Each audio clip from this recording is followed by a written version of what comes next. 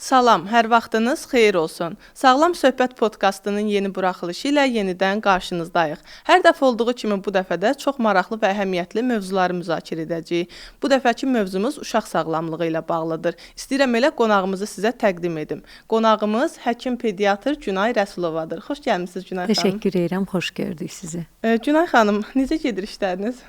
Yaxşı gedir, çox şükür. Əsas odur, balalarımız sağalır, tez şəfa tapır, biz də buna şad oluruq. Nə gözəl.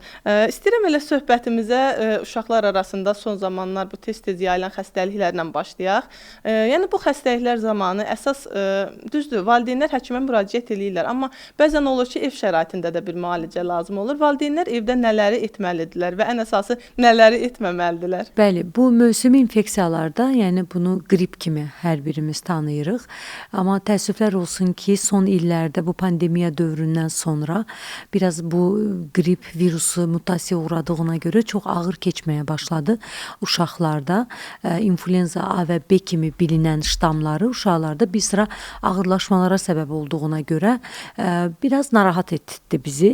Eyni zamanda bu mövsümdə də özünü göstərməkdədir. Influenza A artıq son günlərdə influenza B qripin ştamları ilə xəstələr müraciət edir. Əsas əlamətləri yüksək dirəncli qızdırma, hansı ki, ailələr bunu qızdırma dərmana tabe olmur deyə təsvir edir və müraciət səbəbləri də ən çox bu olur. Dərman verirəm, qızdırma düşmür. Ardıcı digər dərmanı verirəm, yenə düşmür. Artıq məcbur həkimə müraciət edirlər. Görəsən bir seruma, sistemə və s. ehtiyac varmı deyə. Çox dirəncli qızdırma, bəzən qusma, qarın ağrısı, bəzən də ayaqda, əzələlərdə olan, bütün bədəndə olan ağrılarla özünü göstərən virusdur və eyni zamanda qızdırma ilə paralel başlayan şiddətli öskürəklər ön plandadır. Adətən insan qrip olar, bir neçə gün burun axar, biraz qızdırar, tədricən qızdırma qalxar, tədricən öskürək başlayar, amma bu viruslarda elə qızdıran günlük şiddətli öskürəyin başlaması ilə və ailələri çox narahat edəcək şəkildə olan boğucu öskürəklərlə uşaqlar bizə müraciət edir. Əlbəttə ki, ev şəraitində bu uşaqları bu vəziyyətdə saxlamaq mümkün deyil. Yəni doğrudan da uşaq o qədər narahat olur.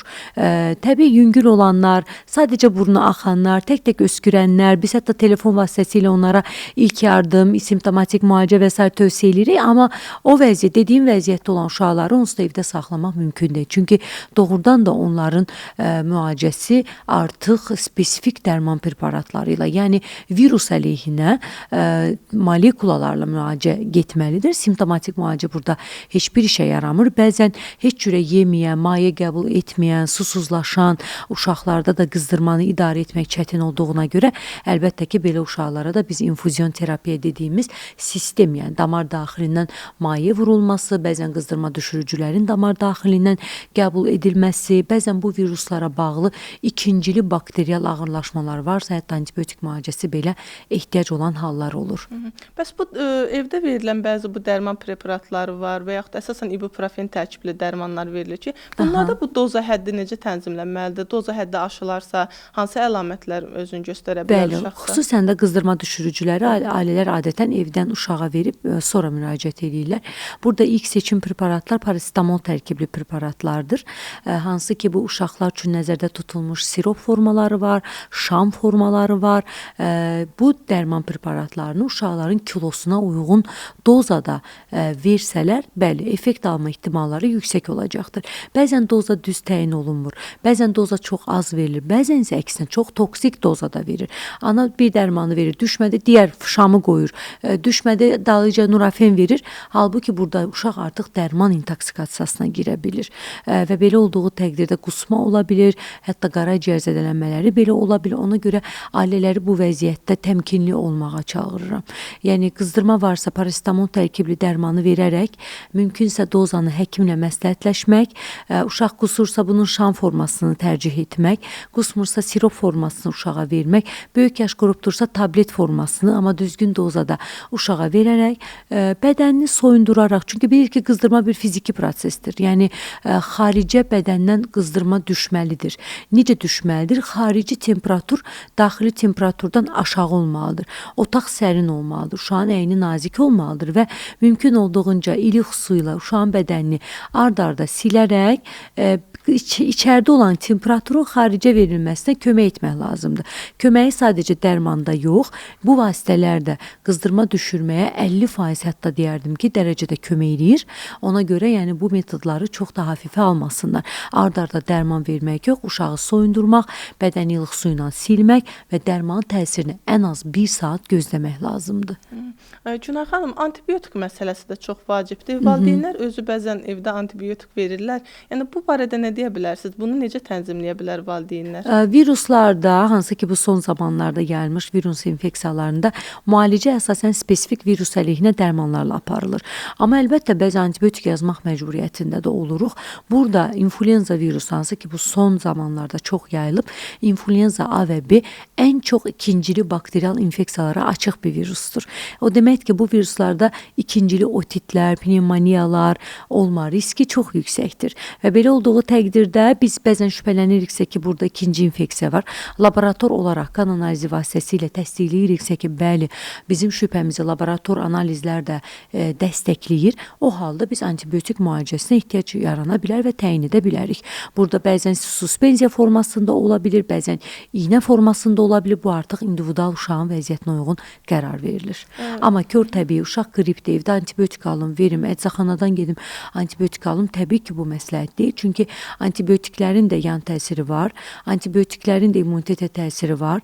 Odur ki, antibiotiklərin də allergiya vermə ehtimalı var və dozanı düzgün seçməzsə əgər valideyn antibiotikə qarşı dirənc, rezistentlik yaranma ehtimalı var ki, sonra həqiqi istifadədə, həqiqi ehtiyacı olan halda antibiotik təsir etmir. Uşaqlarda tez-tez burun axması, sonra öskürək müşahidə olunur ki, bunlar uşağın immunitetinin zəif olması demək anlamına gəlirmi? Ümumiyyətlə, sağlam hesab edilən hər bir uşağın ilk 5 yaşda, əlbəttə ki, immun sistemin ən immatur olan, yetişməyən vaxtlarında, xüsusən də uşaq əgər həm də kollektivə gedirsə, il ərzində 10 dəfə, hətta 12 dəfə üst tənəffüs yolu xəstəliklərinə yoluxa bilər deyirik.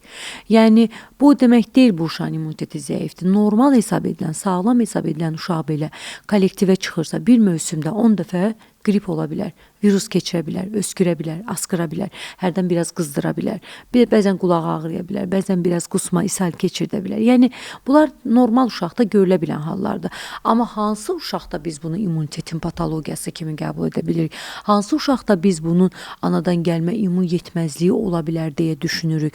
Əgər hər xəstəlik uşaq ağırlaşmayla keçirdirsə, hər xəstəlik zamanı xəstəxanaya düşürsə, hər xəstəlik zamanı stasionar yatışa ehtiyac olursa, hər xəstəlik zamanı 10-15 gündən çox davam edəcək qədər antibiotik müalicəsinə ehtiyac olursa, hər xəstəlikdə uşaq pnevmoniya ilə ağırlaşırsa, hər xəstəlikdə irinli otitə keçirsə və s. Yəni, bu vəziyyətlərdə biz düşünürük ki, bu uşağın immunitetində problem var. Çünki özü mübarizə etmir. Çünki immun sistemin öz ehtiyatları da var axı, öz mübarizə üsulları da var axı. Əgər heç cürə immunitet mübarizə aparmırsa, burada anadan gəlmə immun yetməzliklər ola bilər və biz bunu araşdırma ehtiyacı yarana bilər və bu halda təbii ki, immunoloq köməyi belə bəzən lazım ola bilər. Yoxsa sağlam hesab edilən hər bir uşaq az öncə qeyd etdiyim kimi 10-12 dəfə bir mövsümdə xəstələnə bilər. Bu normaldır. Bəli. Bəs uşaqların immunitetini gücləndirmək üçün valideynlər evdə hansı effektiv vərdişlər eləyə bilərlər? İmmuniteti gücləndirmək üçün nələr edə bilərəm? Bizə ən çox ünvanlanan suallardır. Mənim də ən çox verdiyim cavab immuniteti birinci düşürməməyə çalışın. Gücləndirə bilmirik. Yəni bizim belə bir həqiqətən tibbi olaraq, elmi olaraq sübuta yetirilmiş bir metodumuz yoxdur, amma düşürürük. Necə düşürürük? Vaxtında yatırmırıq uşaqları, balanslı qidalandırmırıq, uşağa boş kalori veririk, qidanın qida dəyərini hesablamırıq. Proteindir, yağdır, karbohidratdır, meyvədir, tərəvəzdir, quru meyvələrdir, antioksidantlardır. Bunları balanslı vermirik və ya hesablamırıq ki, biz bu qidanı uşağa verək, qida dəyəri olsun. Boş kalori veririk, şirin çay veririk, kompot veririk, konfet veririk, şokolad veririk. İlla uşağın canına nəsə yesin deyə bir kek alıb veririk uşağa marketdən. Nə bilim bir abur-cubur alırıq, hə tək ki ac qalmasın. Yəni ac qalsın, amma boş kalorili qidalanmasın. Niyə burada müqayisədə ac qalma daha faydalıdır? Çünki bədən yeməyə hazırlanır. Yəni mümkün deyil bir uşaq uzun aclıqdan sonra nəsə yeməsin, amma bu faydalı olsun. O vəziyyətlərdə uşağı ac tutmaq daha faydalıdır. Nəinki boş kalori uşağa qarnına vermək və uşağı boş kalori ilə yükləmək. Odur ki, immuniteti düşürməyək. Artırmağa gəlincə isə balansı qidalandırsaq, vaxtında yatırsaq, açıq havada bol olsaq, ekran, gadget, telefon, televizor arxasında uşaq pasiv həyat tərzinə şərait yaratmasaq, imkan verməsək və əlbəttə ki, stres faktorundan uşağı qorusaq, eyni zamanda peyvəndlərini vaxtında vursaq, uşağın belə deyək də vaxtaşırı pediatrik illik kontrollarını eksik etməsək. Çünki məsələn uşağın bir dəmir azlığı varsa, bir D azlığı varsa, bir B12 eksikliyi varsa, bunlar hamısı immunitet üzərinə çox etkilidir, çox təsirlidir. Odur ki, illik pediatrik müayinələrimiz yeri yerindədirsə, check-uplarımız yeri yerindədirsə, qidalanma məsələsinə dırnaq arası yanaşmırıqsa, uşağın yuxusuna dırnaq arası yanaşmırıqsa, peyvəndlərini də vaxtında vurdururuqsa, açıq havaya gündə heç olmasa bir-iki dəfə uşağı çıxardırıqsa, aktiv oyunlar oynadırıqsa, telefon vaxtından erkən uşaqla tanış etmiriksə, təbii ki, bu uşağın immuniteti yaxşı olacaq. Bu uşaq normal, belə deyək də, kollektivə gedirsə, normal çərçivəni aşmadan xəstələnə də bilər. Bəzən, məsələn, bir ildə 3-4 dəfə xəstələnə də bilər. Amma bu uşaq ağırlaşmaz, bu uşaq sıx-sıx xəstələnməz, bu uşaq, məsələn, belə deyək də, hər xəstəlik zamanı antibiotik ehtiyac yaranacaq dərəcədə ağırlaşmaz və s.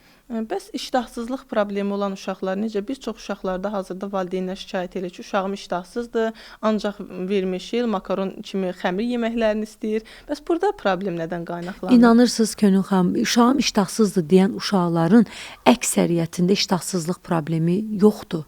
Yəni bu həqiqi iştahsızlıq deyil. Mən həmişə deyirəm, uşağı müayinə edirik, uşağın çəkisi boyu yaşına görə əladır. Uşaq günlük qidasına maraqlanırıq, nələr yeyir. Əslində uşaq özünə lazım olan qədər yeyir, amma anaya lazım olan qədər yemir. Bəzən biz özümüzlə bir tuturuq uşağı və yaxud da başqasının uşağı ilə müqayisə edirik uşağı. Niyə 12 boşqab yedi, mənki bir boşqab yedi deyə uşağın yeməyindən narazı oluruq. Amma əslində bu uşaqlarda problem yoxdur. Problem odur ki, məsələn, xüsusən də 1 yaşdan yuxarı uşaqlardan bu şikayətləri eşidirik. 1 yaşdan yuxarı uşağın böyümə sürəti zəiflədiyi üçün yemək ehtiyacı azalır. O böyüklər kimi gündə 3 dəfə yeyəcək, ana öğün yeyəcək. 2 maksimum ara öğün 1 ədəd piçenya ola bilər, yarım dilim alma ola bilər. Yəni bu ara öğünləri biz dolu tutarsaq, atışdırmalıqlar uşağa verərsək, nədir səhər yeməyini uşaq yemədi, günorta yeməyini uşaq acmayacaq və yaxud da bəzən heç axşama qədər acmayacaq. Çünki verdiyimiz qidaların kalorisi onu bütün günü yalancı tox tutacaq. Və yaxud da verdiyimiz abur-cuburlar, paketli qidalar, şirin çaylar, kompotlar, yəni soklar və s. bunlar uşağı bəzən 2 sutka tox tutacaq dərəcədə kalori ilə, boş kalori ilə yüklü olur. Amma bizə qida dəyəri, protein varmı içində? Yox. Təbii karbohidrat varmı? Yox. Yağ varmı? Yox. Yəni qidalı elementlər, vitaminlər, mikroelementlər varmı? Yox. Yəni biz bunu hesablamırıq və deyirik ki, uşaq yemir. Niyə? Çünki imkan vermirik açsın. Onda da deyir ki, yox doktor, aç tuturam, yemir. Nə qədər aşırsan bir öğün azdır. Yəni minimum 1-2 gün, 3 gün, 4 gün bu uşaq ac buraxacaqsan. Yəni inanın ki, normal hesab edilən uşaq əli əgər gedib hər hansı bir abur-cubura çatmırsa, atışdırmalığa çatmırsa, özü götürüb əlinə acanda atışdırıb, yenə də tox tutmursa özünü, mümkün deyil. Bu uşaq acacaq və gəlib sizdən yemək istəyəcək. Və burada psixoloji məqamlar çox rol oynayır. Qidaya məcburiyyət, qida mövzusunda ananın takıntılı olması, davamlı uşağın yemək üzərində baskı hiss etməsi ki, uşaqlar bilirik də güzgü effekti deyirik, tərsinə gedir.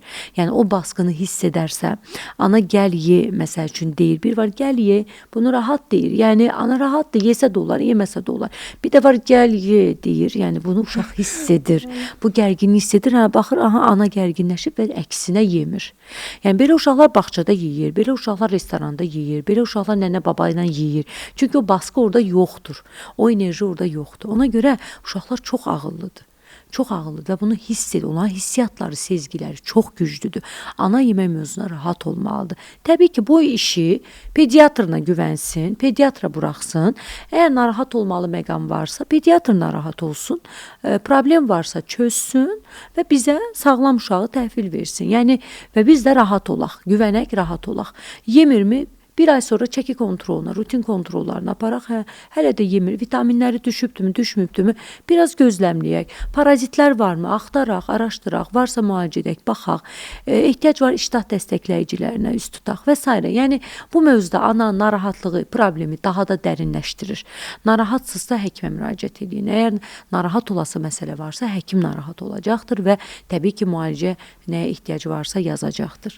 Günay xanım, istəyirəm bu şirin çay məsələsinə toxunaq. Adətən ya uşaqları bir yaş civarında olanda o butulkasının içinə tökürlər, əlinə verirlər və yaxud da bağçalarda da eşidirik ki, əslində sağlam qidalandırırıq desələr də, yəni bağçalarda da uşaqlara şirin çay verilir, istər səhər yeməyində, istərsə də günorta öğünlərdə. Yəni bu barədə istəyərdim bir fikrinizi bildirəsiniz. Bəli, şirin çay bizim genetikamızda, stereotiplərimizə o qədər dərin oturub ki, mən nə vaxt paylaşsam uşaqlara şirin çay olmaz. Yəni hər dəfəsində də çox ciddi müqavimətlə üzləşirəm. İnsanların iradları ilə üzləşirəm ki, biz də şirin çayla böyümüşük.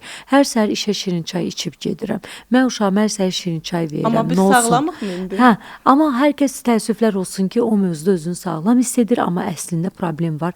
Ya görmür, ya da görməzdən gəlir, ya da şirin çayla əlaqələndirmir. Çünki hər kəs öz yanlışını müdafiə edir. Təəssüflər olsun ki, amma əslində bu mövzuda həkimin dediyinə, həkimin tövsiyəsinə uymaq lazımdır. Şirin çayın boş kalori, heç bir qida dəyəri olmayan boş kalori, şəkər yükü və kafein və süni rəngləndiricilərdən başqa heç bir işə yaramır. Maye ehtiyacını ödəyə bilər, amma onu biz təbii su, adi su ilə də ödəyə bilərik. Amma bu qida ilə biz uşağa şirin çay verməklə uşağa yüksək şəkər yükü veririk. Və şirin çay içib məktəbə gedən uşaq yüksək şəkər qanda, insulin çox sintez olunduğuna görə, çünki bilirik ki, nə qədər çox şəkər qəbul etsək, o qədər çox insulin qana sintez olunur mədaltı vəzimiz tərəfindən. Və bu çox insulin öz işini başa vurduqdan sonra nə baş verir? Həmin insulinin təsirindən qan şəkəri çox aşağı düşür və uşaq ya məktəbdə bayılır, ya halsız olur, dərsə konsentrasiyası azalır, heç bir şey dərs yadında qalmır. Yəni düşünün, bu dərəcədə uşağa ziyan verir. Buna gərək varmı? Yox. Yeri gəlmişkən müqəddəs Ramazan ayındayıq, hamımız orucluyuq. Yəni oruç tutanda belə, oruç tutan uşaqlar var. Məsələn, mənim uşaqlarım yeniyetmədir. Mən çox təəccübləndim. Mənim uşaqlarım deyir ki, məktəbdə hamı tutur oruç. Hamımız oruç tuturuq. Yəni uşaqlar çox maraqlıdır. Bu çox yaxşı haldır. Bax, yeri gəlmişkən, yəni bu şirin çay içib məsəl üçün orucu tutmasınlar uşaqlar. Mütləq ki, halsızlaşacaqlar, tez acacaqlar. Şirin çay içib məktəbə getməsinlər. Bol protein qəbul eləsinlər, bol tərəvəz qəbul eləsinlər, hətta meyvə də qəbul eləməsinlər.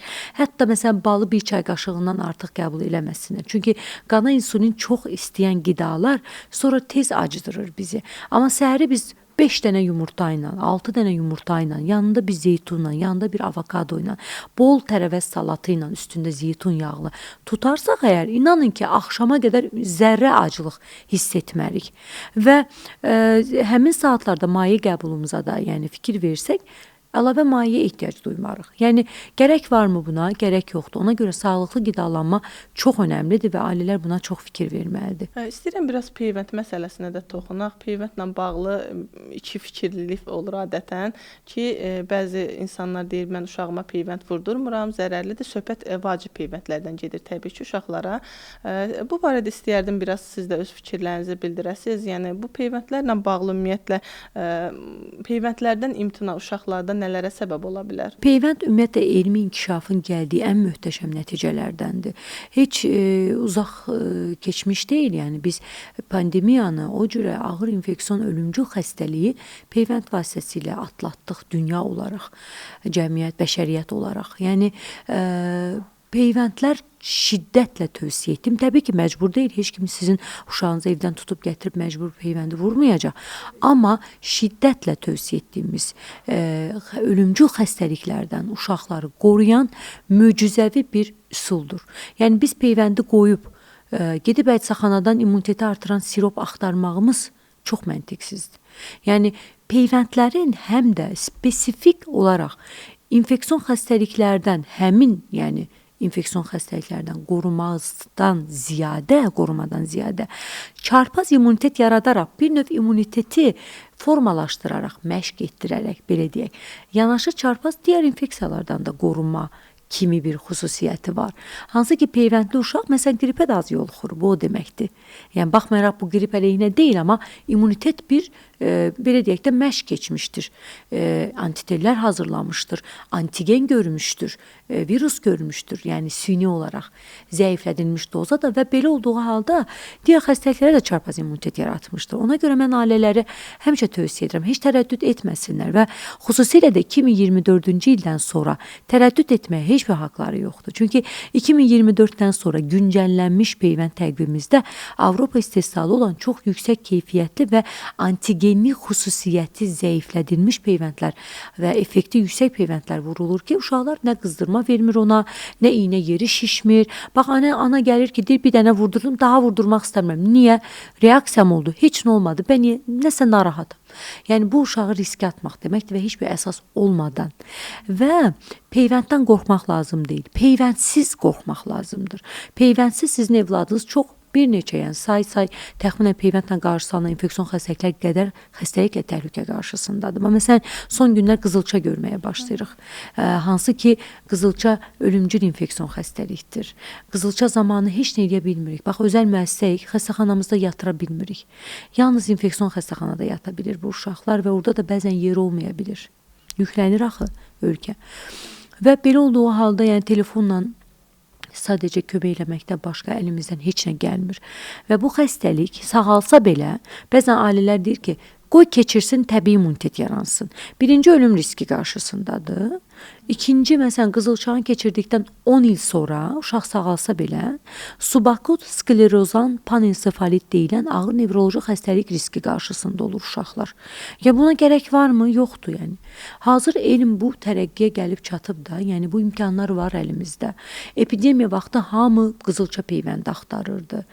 Xaricdən sifariş edirdilər. Hamı onda əl ayağa düşmüşdü. Gəlin bunu vaxtında eləyək.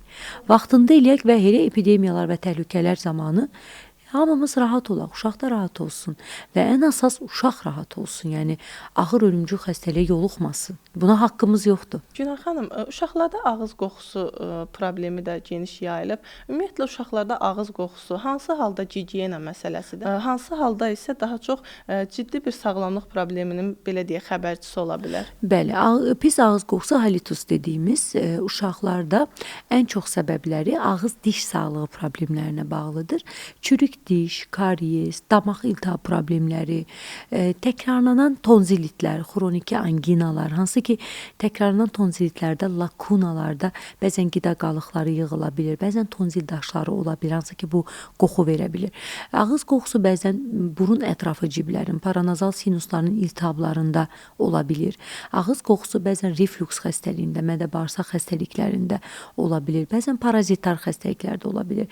Ağız qoxusu bəzən uşaqlara verdiyimiz abur-cuburlardan da ola bilir. Yəni paketə girmiş qatı ədviyyatlı, dadlandırıcı, süni rəngləndirici qidalar da çox pis ağız qoxusu verə bilir. Hətta tərdə pis qoxu verə bilir. Odur ki, varsa ağız qoxusu, bəli, araşdırılıb, varsa altında yatan bir xəstəlik müalicə olunmalıdır.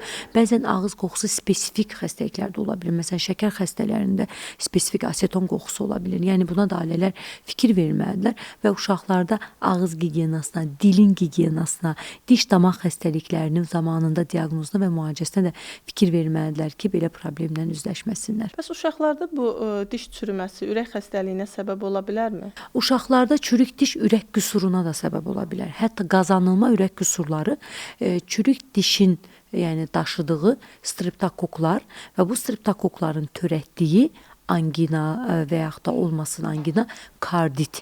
Yəni həm angina, həm çürük diş streptokok daşıyıcı olaraq uşaqlarda revmatizmə səbəb ola bilər. Xüsusən də 5 yaşdan 15 yaş arası uşaqlarda və bu revmatizm gizli gedərək uşaqlarda kardit, ürək qapaqlarının zədələnməsi və qazanılma ürək qüsurlarına səbəb ola bilər. Odur ki, diş sağlığına önəmli yanaşmaq lazımdır. Diş sağlamlığı ilə bağlı danışmışkən istəyirəm bunu da soruşum. Sedasiya üsulu ilə uşaqların dişinin müalicə olunması, yəni tövsiyə olunurmu bu? Ümumiyyətlə diş biz stomatoloqa yönləndirəndə təbii ki, uşaq stomatoloquna getmək lazımdır. Müalicələr hər uşaq oturub rahatca ağzını açıb orada stomatoloji prosedurların icrasına icazə vermir. Yəni təbii ki, bu uşaqlara sedasiya lazım gəlir və sedasiyadan da qorxmaq qətiyyən lazım deyil. Yəni bu ağır bir prosedur deyil, uşaqda hər hansı bir fəsada səbəb olmaz. Sadəcə qısa müddətli yatırma kimi bunu bilmək lazımdır və önəmli olan diş sağlığının bərpası üçün sedasiyaya, yəni getmək lazımdır. Yəni burada heç bir belə deyək təhlükə yoxdur. Ailələr bundan gərəksiz qorxur və qorxmağa ehtiyac yoxdur. Yaxşı anestezioloqun nəzarəti altında, yaxşı keyfiyyətli, təbii ki, güvənilir ortamda, yəni güvənilir həkim əli altında sedasiyaya getməkdən qorxmaq lazım, çəkinmək lazım deyil. Bəs uşaqlarda bu təzyiq problemi ola bilirmi? Təzyiq problemi bir var beyindaxili təzyiq, bir var arterial təzyiq problemi. Beyindaxili təzyiq problemi əvvəlki illərlə müqayisədə, hansı ki biz doğrudan da maarifləndirmənin mən deyərdim ki, bugün nail olduğu bir çox böyük bir faktordur ki, artıq əvvəlki qədər uşaqlara təzyiq diaqnozu qoyub sudurqa dərmanları, sidik qovucular kimi preparatlar təyini demək olar ki, çox azalıb. Yəni bu maarifləndirmənin gətirdiyi xoş bir nəticədir. Doğrudan da. Əvvəllər kolik olan, sancısı olan yeni doğanların əksəriyyətinə təzyiqi var deyilirdi və onlar uyuşturucu ilə də bir növ fenobarbitallarla, sudurqa dərmanları ilə yatızdırılırdı. Yəni bu çox absurd bir şeydir. Yəni uşağın gələcək sağlamlığı üçün, beyin inkişafı üçün və s. Amma məsələn artıq günümüzdə maarifləndirmənin gəldiyi bir nailiyyətdir ki, bu yoxdur. Amma uşaqda beyindaxili təzyiq ola bilərmi? Ola bilər. Bu çox ağır nevroloji bir diaqnozdur. Beyin şişlərində, beyinə qan sızmada, beyində kistalarda, beyin infeksiyalarında, meningit ensefalit, beyinə maye yığılması, hidrosefaliya kimi ağır nevroloji xəstəliklərdə yenə də uşağın beyin təzyiqi yüksələ bilər, amma dediyim kimi bu çox ağır nevroloji xəstəliklərdə olur. Yoxsa çox ağlayan, biraz narahat, yerində fırlanan, yatarkən pis yatan uşaqlara təzyiq diaqnozu qoyulurdu ki, bu çox yanlış idi. Qaldı arterial təzyiq, bəli. 3 yaşdan yuxarı hər uşağın arterial təzyiqini biz müayinə zamanı ölçürük. Niyə? Çünki bu çox önəmlidir və diaqnostik əhəmiyyətlidir. Bəzən irsi problemlər ola bilir. Ürək-qan damar sistemi xəstəliklərinin irsi ötürülən damar problemləri ola bilir. Aorta koaktasiyası kimi uşaqlarda yüksək təzyiqə səbəb ola biləcək ürək qüsurları ola bilir. Hər iki qolda təzyiq fərqinə səbəb ola biləcək damar xəstəlikləri ola bilir. Hansı ki bu xəstəliklər zamanı və yaxud da uşaqlarda qazanma ürək qüsurları ola bilir ki, stenozlar və s. ki təzyiqə səbəb ola bilir. Odur ki, uşaqların 3 yaşdan sonra, xüsusən də başım ağrıyır deyirsə, baş ağrısı olan uşaqlarda təzyiqin ölçülməsi məsləhətdir. Bəs uşaqlarda normal təzyiq neçə olmalıdır? Uşaqlarda normal təzyiqin hesablanma düsturu vardır. Yuxarı sərhəd 90 üstəgəl yaş. Aşağı sərhəd 70 üstəgəl yaşla hesablanaraq biz hər yaşın öz minimal və orta sərhəddini müəyyən edirik. Təbii ki, bundan aşağı və yuxarı ola bilər. Burada persentillər vardır və bu persentillərə görə biz qərar veririk ki, məsələn, bu uşaqda olmalıdır 90, 110'dur. Persentil olaraq bu ola bilər norma və ya normanın yuxarılarında olsun, amma təbii ki biz buna nəzarət edirik. İrəli yaşlarda digər şikayətlərlə birlikdə və s. uyğunlaşdırırıq. Problem varsa təbii ki şübhələnirik. Holter aparatı vasitəsilə uşağın sutkalıq təzyiq ölçümünə alırıq. Bəs ayağı içəriyə doğru yeriyən uşaqlar olur ki, bu uşaqları müalicəsi olunmalıdırmı? Və yaxud da bəzən böyüklərdə də görürük ki, böyük adamdır, amma ayaqları içəriyə doğru yeriyir və yaxud da ayaqları çox kənara doğru yeriyir gəzərkən. Bunlar yəni belə deyim, uşaqlıqda müalicə olunmayıb da belə qalıb, yaxud necə? İstəyərdim fikrinizi. Uşaqların əksəriyyəti ilk 3 yaşda yeriyərkən ayağını içəriyə atır. Çünki onların hələ pəncə formalaşmayıbdır, hələ belə deyək də sümük skelet sistemi tam formalaşmayıb, hələ biz bu uşağın onurğası primitiv onurğadır, yəni tam formalaşmayıb. Ona görə bu uşağa 3 yaşına qədər pəncə yastıdır, içəriyə atır deyə ayaqqabı giyindirmək, sərt ayaqqabılar giyindirmək çox da tövsiyə olunmur. Amma əlbəttə ki, burada son qərarı ortopedlər verir, ortoped mütəxəssislər verir. Bəzən yanlış olaraq birinci ailələr fizioterapevtə müraciət edir. Burada Burada qərarı fizioterapevt vermir. Yəni ortoped qərar verir ki, bu uşağın ümumiyyətlə fizioterapevtik hər hansı bir prosedura ehtiyacı varmı? Varsa əlbəttə ki, yönləndirilir, yoxsa yox. Tibial torsiyon, yassı pəncərlik, əyri pəncərlik kimi bəzi problemlər ola bilər. Bəzən ola bilər raxitik ayaq əyilmələri, ovari, X-vari deformasiyalar. Ona görə uşağın ayağında əyrilik hiss edirsinizsə, birinci pediatra müraciət etmək lazım. Bu hər hansı bir sümük-skel sistemin xəstəliyidirmi? Əzələ xəstəliyidirmi? Raxitdirmi? Və yaxud da fiziolojidirmi? Çünki çəkisi çox olan uşaqlar təzə yeriməyə başlayanda ayaqlar əyilir. Çünki bədən ağırlığı ayaqların üzərinə düşür və yaxud da vaxtından erkən gəzdiriciyə qoyulan uşaqlar var. Xadinok kim bilir onu ailələr. Vaxtından erkən 6 ayında, 7 ayında uşağı xadinoka qoyurlar. Olmaz. 10 ayından tez xadinok olmaz. Bədən ağırlığını vaxtından erkən ayaqların üstünə salmaq olmaz. Belə olduğu təqdirdə ayaqlar əyilə bilir. Fizioloji əyilir və bu da çox zaman 3 yaşa qədər düzəlir. Ona görə əgər pediatr şübhələnirsə ki, bu fizioloji əyrilikdir, o zaman gözləmək lazımdır. Əgər ortopedik problemdir, ortopedə müraciət etmək. Əgər raxit xəstəliyidirsə, raxit xəstəliyi müalicə etmək lazımdır. Odur ki, altında yatan çox səbəb ola bilər və əgər həkim deyirsə ki, bu normaldır və gözləmək lazımdır. Çünki bəzən bu problemi biz 5 yaşa qədər gözləyə bilirik. 5 yaşdan sonra da düzəlmirsə, təbii ki, o zaman ortoped fikri rəyi almağa ehtiyac yarada bilir. Bəs indiki uşaqlar niyə yerində durmur? Adətən valideynlər belə deyirlər. Yəni sizin fikrinizcə indiki uşaqlarda bu hiperaktivlikdirmi, yoxsa deyirlər bizim vaxtımızda belə değildi, uşaqlar sakit idi, hətta bələnirdi uşaqlar.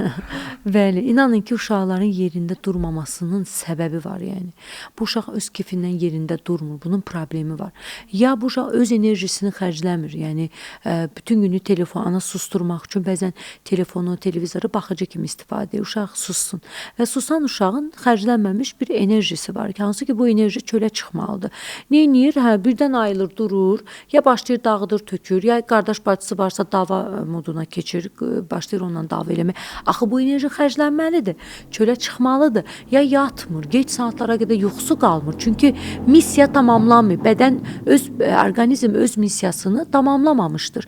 Yəni bu uşağın açıq havaya çıxıb qaçmasa, gəzməsə, hərəkət etməsə, oyun oynamasa, enerjisini bir şəkildə çıxartmırsa, təbii ki, yerində durmayacaqdır. Çünki bu bir bədənin müdafiə funksiyasıdır. Yerində durmur. Bədən öz-özünü pasiv hərəkət elətdirir ki, əzələ vasitəsilə, hərəkət vasitəsilə bu enerjini xaricə versin. Və təbii ki, belə olmadığı təqdirdə də, əgər bu enerjini xaricə verə bilmirsə, biz bu uşağı bir şəkildə sustururuqsa, uşaqda başlayır psixoloji problemlər. Başlayır tiklər, başlayır davranış pozğunluqları, başlayır bəli hiperaktivlik pozğunluqları, artıq xəstəlik halını almağa başlayır. Ona görə uşağı normal və sağlam həyat tərzinə yaşatmaq lazımdır ki, bu problemlərlə üzləşməyək. Doğrudur. İstəyirəm allergiya məsələsinə də toxunaq, xüsusilə də qida allergiyasına. Əvvəlki dövrlərlə müqayisədə indi qida allergiyasına çox uşaqların, belə deyək də, qida allergiyasına çox keçirir uşaqlar. Ümumiyyətlə bu qida allergiyası ilə bağlı uşaqlarda hər hansı bir allergiya olarkən valideyn bunu necə ayırd etməlidir? Necə bilə bilər ki, uşaqda qida allergiyasıdır? Nə etməlidir bu zaman valideyn? Qida allergiyaları, xüsusən də südəmər körpələrdə son zamanlarda inək südü protein allergiyaları həddindən artıq çox görürük. Görünür bu yeməklər ki, xaricdən gəlir. Xarici, belə deyək də, heyvanların südü bizim hardasa genimizə yad bir süddür. Çox uşaq reaksiya verir. Məsələn, ana südü yeyən uşaqlar, belə deyək, ana südü yeyən uşaqlarda belə ananın rasionunda süd məhsulları varsa, onlarda belə inək südü zülal allergiyası görülə bilər. Amma ən çox süni qidalan uşaqlarda inək südü protein allergiyaları çox görürük. Təbii ki, qida allergiyaları hər zaman üçün çox aktual bir mövzudur. Ailələr nəyə fikir verməlidir? Olmaması üçün birinci növbədə 6 aydan erkən əlavə qidaya başlamağa tələsməməlidirlər. Çünki 6 aydan erkən bağırsağın bariyeri hələ tam formalaşmayıb. Nə veririksə allergiya vermə ehtimalı yüksəkdir. Gəlin bu riskə uşağı atmayaq. 6 ay bitsin, əlavə qidaya sonra başlayaq. Və hər bir əlavə qidaya başlayanda 3 gün bu qidanın təsirini gözləyək. Qusurmu, səpirmi, qarnı gedirmi, qəbiz olurmu, həmin günü aşırı narahatdırmı, çox sancılanırmı, gecə səhərə qədər yatmır, qışqırıb ağlayırmı, qəbiz olurmu? Yəni bunlara fikir verək. Bu bütün saydığım əlamətlər qidanın düşməməsi əlamətləridir. Amma o deməkdir ki, bu qidanı uşağa biz ömürlük verməyək. Yox. O demək deyil. Hansı qida şübhə yarandısa ki, uşağa düşmür, 3 həftə sonra təkrar həmin qidanı yoxlayırıq. Yenə həmin əlamətlər oldusa, deməli bu qidanı uşağa bir müddət verməməliyik. Odur ki, allergiya bəli, aktual mövzudur. Son zamanlarda uşaqlarda 1 yaşa qədər heyvan südü istifadəsi, inək südü, keçi südü, sitrus meyvələri, hansı ki 1 yaşa qədər bunlar yüksək allergenlik potensialı olan qidalar olduğuna görə verilməməsini tövsiyə edirik. Bu qidaların qəbulu vaxtından erkən əlavə qidaya başlama, süni qida ilə qidalama uşaqlarda allergiya riskini artırmış olur. Eyni zamanda mütləq obligat dediyimiz allergik qidalar vardır. Bunlar abur-cuburlardır, paketə girmiş qidalardır, hissə verilmiş qidalardır, nitritli qidalardır, hansı ki kalbasa, sasiska və s. Tomatlı, ketçaplı, ədviyyatlı, duzlu, biberli, istiotlu, qatqı maddəli qidalardır. Qızaran yağdır, yanan yağdır. Məsələn, bu da kanserogendir və allergendir. Odur ki, bu qidalardan uşaqlarımızı uzaq tutmalıyıq. Çalışıb sağlıqlı, organik və balanslı qidalandırmaya çalışmalıyıq ki, uşağımızda allergiya olmasın. Son dönəmlər bu qida əlavələri də çox məşhurlaşıb, hətta trenddədir deyərdim. Bəzən blogerlər belə öz belə deyək postlarında bu qida əlavələrini tövsiyə edirlər. Ümumiyyətlə bu nə dərəcədə düzgündür? Uşaqlara qida əlavələrini verməliyikmi, yaxud da hansı halda verməliyik? Bu qida əlavələrini sağlam uşağa verərsəniz əgər, yəni həmin qida əlavəsinə ehtiyacı olmayan uşağa verərsəniz əgər, heç bir işə yaramır.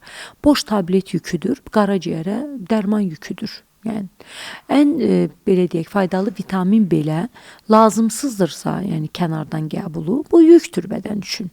Artıq içiləndə su da yükdür, deyilmi yəni? Odur ki, bizə hansı vitamin kömək eləyir? Hansı vitamin bədənimizdə çatmırsa, o vitamini verərsək, uşaq gözümüzün qabağında elə bir çiçəklənir, çiçək açır, boyu artır, çəkisi artır, yeməyi artır. Çünki bədən ona ehtiyacı var.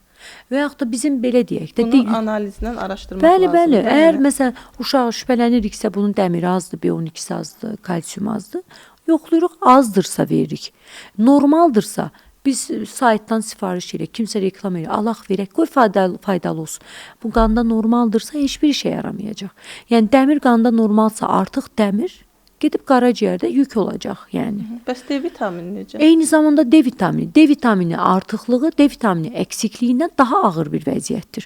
Odur ki, qanda D vitaminimiz normaldırsa, biz xarici saytdan sifariş edib uşağa yüksək dozda D vitamini vermək nə işə yarayır?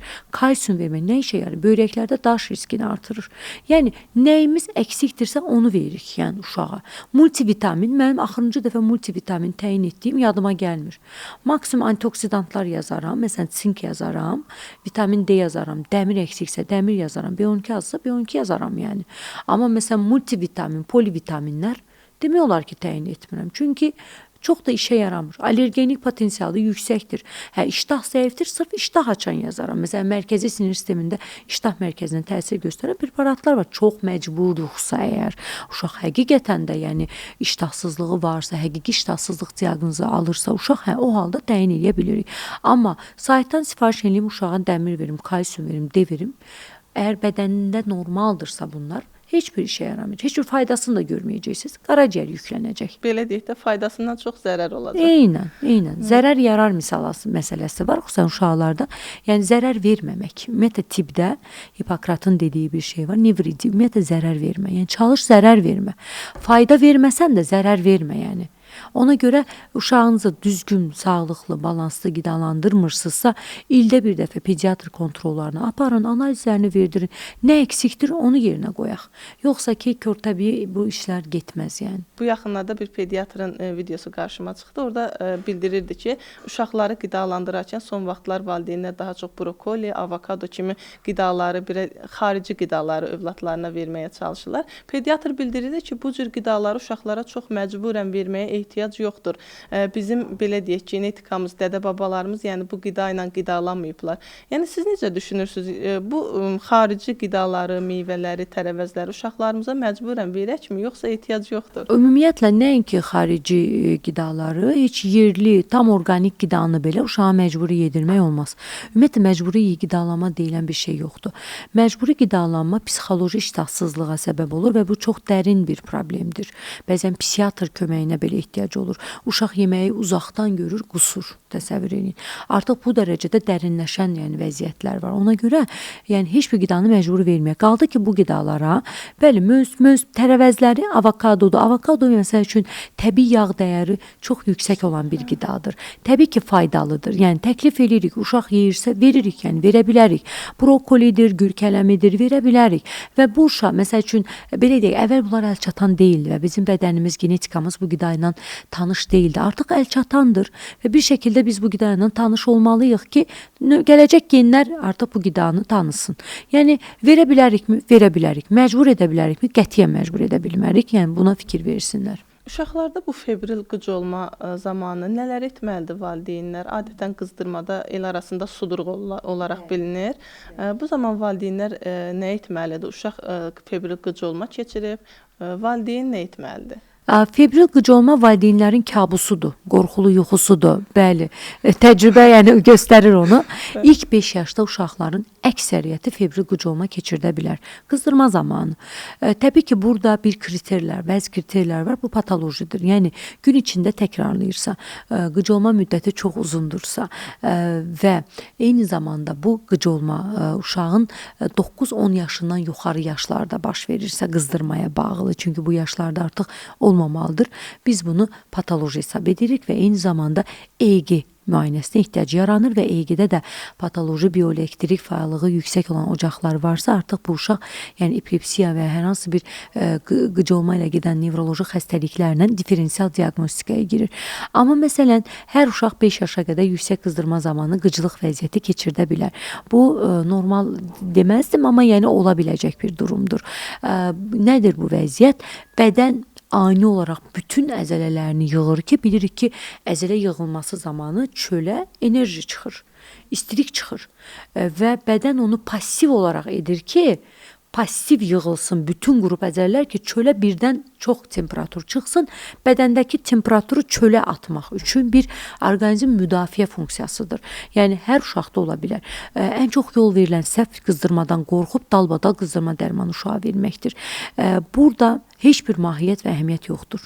Yəni febril qıc olma 37 dərəcə qızdırmada da ola bilər. 39-da da ola bilər. Ona görə aman da 37-də 38 özümü qorxudum, dalbadal o dərman, bu dərman, parasetamol, nurafen, qaraciyər yetməzliyi ola bilər uşaqda. Dərman zəhərlənməsi ola bilər. Dərman intoksikasiyası ola bilər. Odur ki, panika burada heç bir şey yaramır. Yəni qıc olma ola biləcəyini gözə almaq, olarsa sağ böyrü üstə uşağı uzandırmaq, qızdırmasını gördüyünüzdə qızdırma dərmanını verib, uşağın bədənini soyundurub, ilıq su ilə silib, otağı sərinləşdirmək. Və yaxud da əgər sizin evladınız təkrari qızdırmadan qıc olma keçirdisə, bir nevroloq müayinəsində olub, həmin vaxtı, qızdırma vaxtı qıc olmanın önünə keçə biləcək, qıc olma əleyhinə dərman və ya şam istifadə etmək. Başqa edə biləcəyimiz heç bir şey yoxdur. Tutma zamanı adətən valideynlər deyir ki, dil qatlanar, nəfəs dayanar, uşağın dilini tutmağa çalışırlar, çox vaxt da travma ilə gəlirlər. Uşağın boğazı qanayır, dili qanayır, ananın əli dişlənib, bunların heç birisinə ehtiyac yoxdur. Sadəcə və sadəcə dil əgər iki dişin arasında qaldısa, uşağın ağzı tıxanarkən dil çöldədirsə, ağzı açıb dili içəri salmaq, böyrü üstə uzandırmaq, bədənini soyundurmaq, ilıq su ilə silmək, təcili yardımı çağırmaq və ya ən yaxın təcili yardıma daha biz tez çatarıqsa təcili yardımdansa aparmaq və dərmanı vermək, uşağın əynini nazikləşdirib tez-tez silmək. Dilin qatlanması deyə bir anlayış dilin qatlanıb böyrü üstə uzadarsaq əgər, dil nəfəs yolunu qapatmayacaqdır. Bundan arxayın olsunlar. Ay bala, uşağı soyuqladacaqsan, qalın geyindir. Adətən nənə-babalardan bunu eşidirik. Ümumiyyətlə, uşağı qalın geyindirmək lazımdırmı? Uşağı qalın geyindirməsək soyuqlayarmı? Qalın geyinən və havaya çıxmayan uşaqlar ən çox xəstələnən uşaqlardır. Və bu uşaq xəstələnəndə də ailə özünü mən düz edirəm. Bax, mən ona görə bunu havaya çıxartmırdım ki, bu xəstələnəcək. Halbuki problem ta başdadır, yəni əvvəldəndir. Uşağı Uşağı tərlədirik. qalın geyindiririk, tərlədirik. Tərli bədəndə təbii ki, xəstələnir. Və yaxud da uşağı qalın geyindiririk, bir dəfə nazik geyindi, bədən bunu stres kimi qəbul edir və xəstəlik yaranır. Uşağı bütün gün evdə tuturuq, hava soyuq, havaya çıxartmırıq. Bir dəfə təsadüfən çıxma zərurəti yarandı, uşaq xəstələnir. Uşağı belə şeylərə adaptasiya eləmək lazımdır. Hər hava şəraitindən uşağı çıxardıb havaya uyğunlaşdırmasına çalışmaq lazımdır ki, soyuq havaya çıxanda xəstələnməsin. Və yaxud da qalın geyindirib uşağı tərlədərək, yəni və yaxud da soyuğa direncini, bədənin soyuğa adaptasiyasını zəiflədərək xəstələnməsinə şərait yaradırıq. Uşaq 7 kiloya qədər atanın üşümədiyi geyimdən bir qat artıq geyinsə bəsdir. 7 kilo üstü uşaqlar atanın üşümədiyi geyim qədər geyinsə bəsdir. Evin temperaturu 18-21 dərəcədə tutulub, həmin geyimdə uşaq, yəni əgər normal geyindirilərsə xəstələnməz. Yəni bunlara fikir vermək və yanlış stereotiplərdən çıxmaq lazımdır. Günay xanım, təşəkkür edirəm Mən təşəkkür edirəm maraqlı suallar üçün. Maraqlı cavablarınız üçün də mən təşəkkür edirəm. İndi isə bizim podkastımızın sonuna məxsus bir qısa bir sual-cavab rubrikamız olacaq. Doğru yoxsa yanlış? Görək valideynlər və ümumiyyətlə cəmiyyətdə nələr doğru bilinir, nələr yanlışdır və bunlarda sizlə bir yerdə cavab verəcək. Maraqlıdır suallarınız. Başlayaq mı? Buyurun. Uşaqda hər öskürəkdə antibiotik vermək lazımdır. Doğru yoxsa yanlış? Əlbəttə yanlış. Soyuq su içmək uşağı xəstələndirir. Soyuq su içmək, əgər uşaq buna öyrəşməyibsə, xəstələndirəcək. Əgər əvvəldən biz bu uşağı otaq temperaturunda və ya soyuq su verib öyrəşdirmişiksə, bədən buna uyğunlaşdığı üçün xəstələnməyəcək. Uşaq çox oynayanda qidalanması daim artırılmalıdır. Doğru yoxsa yanlış? Yanlış. Hər gün çölə çıxmaq uşağın immunitetini gücləndirir. Doğru. Allergiya uşaqlarda yaşatdıqca keçə bilər. Bəli, doğrudur. Çünki elə allergiya var. Məsələn, inək südü protein allergiyası adətən 2 yaşdan sonra keçir.